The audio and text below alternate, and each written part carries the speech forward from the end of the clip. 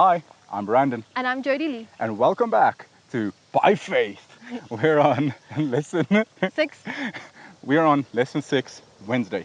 Yes, and today is one of those tough stories in the Bible. I think often since we've started this, we've touched on the fact that you can find Jesus all the way through the Bible, and even though sometimes the Bible's a bit difficult to understand, if you dig deep enough, you can understand it. But today, we are posed with one of those stories, which when I first read it, I was a bit like, what? Whoa. Like, how does this fit in with the Jesus that I know, right? And it's in Matthew 15, verse 22 to 28, right?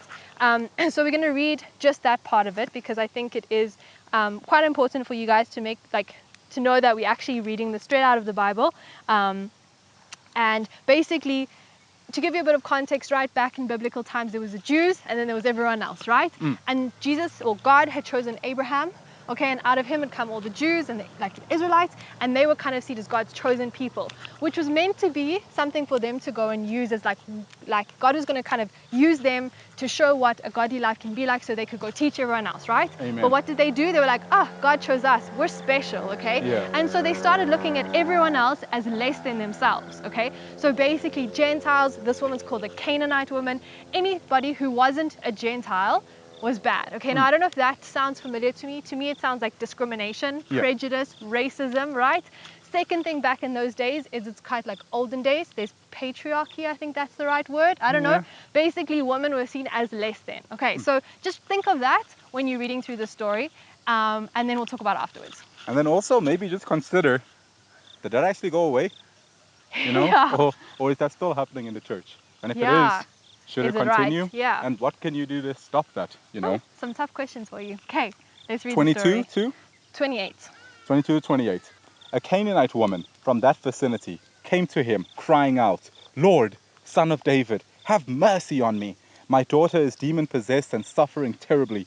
Jesus did not answer a word, so his disciples came to him and urged him, "Send her away, for she keeps crying out after us." He replied, "I was sent only to the lost sheep of Israel." The woman came and knelt before him. "Lord, help me," she said. He replied, "It is not right to take the children's bread and toss it to the dogs." "Yes, it is, Lord," she said. "Even the dogs eat the crumbs that fall from the master's table." Then Jesus said to her, "Woman, you have great faith. Your request is granted." And her daughter was healed at that moment. Okay, so I don't know about you guys, but as I was reading through that, I'm like, what?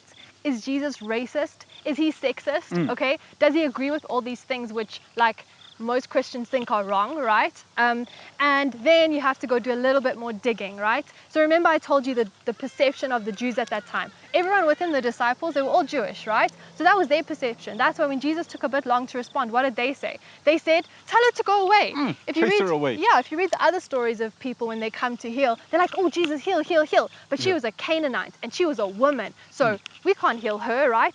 So then Jesus responds, and you think maybe he's agreeing with them, but actually, if you keep reading the story, at the end he heals her, okay? So we need to dig into it a little bit deeper, okay? So the way I understand the story is that he was kind of saying what they were all thinking, so that at the end he could show them that they were wrong, okay? And the way he discusses with her, there's two key words for me, right? So he says, "Was I not sent for the lost sheep of Israel?" Okay, do you guys know what the definition of Israel means and where it came from? Okay, it's actually about the guy we talked about yesterday, I think, Jacob, right? Exactly. His name was changed from Jacob to Israel, okay? And it was changed after he'd spent the night wrestling with God and overcoming, okay? So the definition of Israel actually means those who wrestle with God and overcome, okay? I think our computer, just died. No, we're still recording.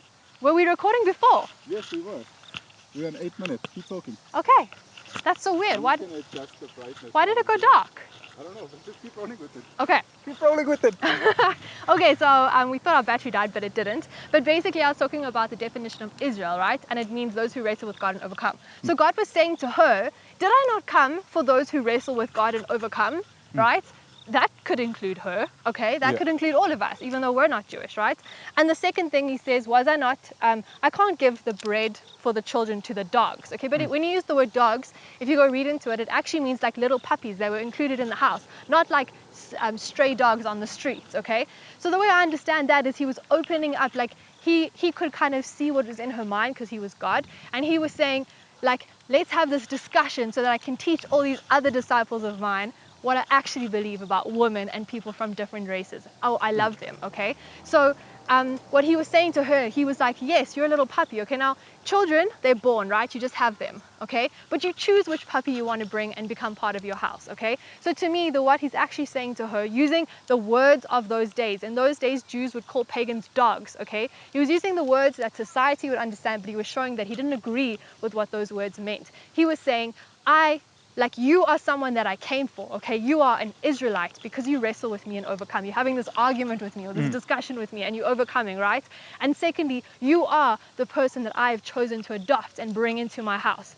And then at the end, he goes and heals her daughter, okay? So to me, this was a teaching moment, not for the woman, but for his disciples. Jesus was saying, no, I don't agree with racism. I came for everybody, doesn't matter where you come from. And I don't agree with sexism. I love women and men, you know?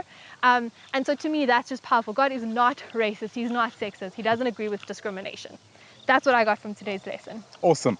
And then I'll quickly just touch on what I also got. Well, we still have battery. Okay, it looks like we're still alive. So what I got out of it as well is that actions speak louder than words. You know, I don't believe for a second, as Jodilee said, that Jesus believed that this woman was a dog, or that Jesus believed just because she was a Canaanite, that she was inferior to any Jew.